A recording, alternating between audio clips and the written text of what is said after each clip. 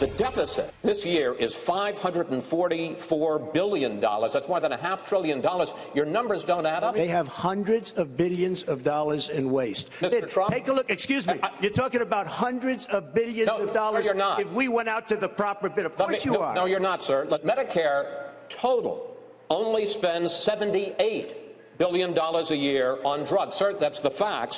You're talking about saving more money. I'm not only talking about drugs, I'm talking about other things. We'll save more than $300 billion a year if we properly negotiate. We don't do that. So Chris Wallace pressing Trump on the budget. Critics accuse Trump of dancing around some of these issues on foreign policy and the economy, using attacks against others to redirect the question. Howard Kurtz, Fox News media analyst, host of Media Buzz, live in Detroit. Looking good, looking warm, looking like he's ready for the Iditarod. You look great. Trump's game plan was what going into this debate, Howie, and did he accomplish that? Well, Donald Trump's game plan here in Detroit as the big front runner was not to get knocked off stride, not to lose his cool.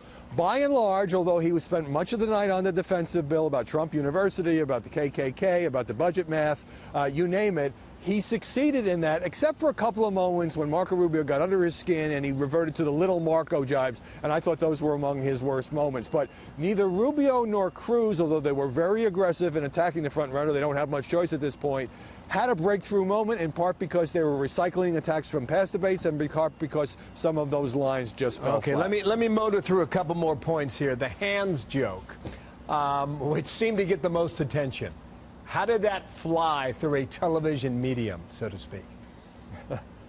Well, it was the absolute viral moment of the debate, and I watched with amazement, Bill, after the debate, half an hour, Trump taking questions from the reporters in the spin room, and I'd say one-third of the questions were about hands. One entertainment reporter put up his hand, measured it against Trump's hand. So everybody's talking about that. I know it offended some people. On the other hand, it was a joke. It played well in the room, I will say, here at the Fox Theater. But it also meant that if the more that folks are talking about that, it's the third paragraph in the New York Times story, the less they're talking about whatever damage the two Cuban-American senators managed to inflict. I got a Palmer basketball growing up. Signature moment of the debate. You believe it was when Megyn played this video montage. Why was that, in your view, the moment?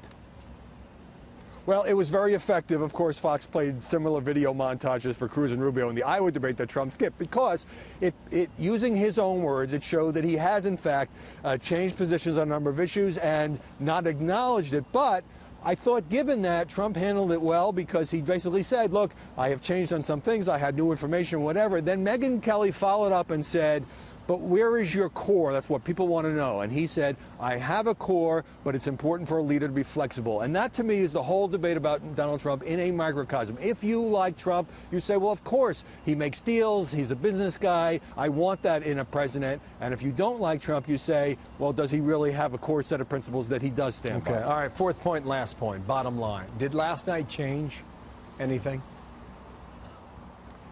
Not really, Bill. You know, Trump went into the debate with Romney and the remnants of the Republican establishment attacking him. He stood on that stage and withstood it. I didn't see anything that is going to affect his lead coming into these next few contests. If you're Cruz, if you're Rubio, now having to win your home state of Florida, you didn't really do much to slow down the Trump Express. Pretty straightforward analysis there. Thank you, Howard. We'll see you back in New York. Howard Kurtz in Detroit this morning.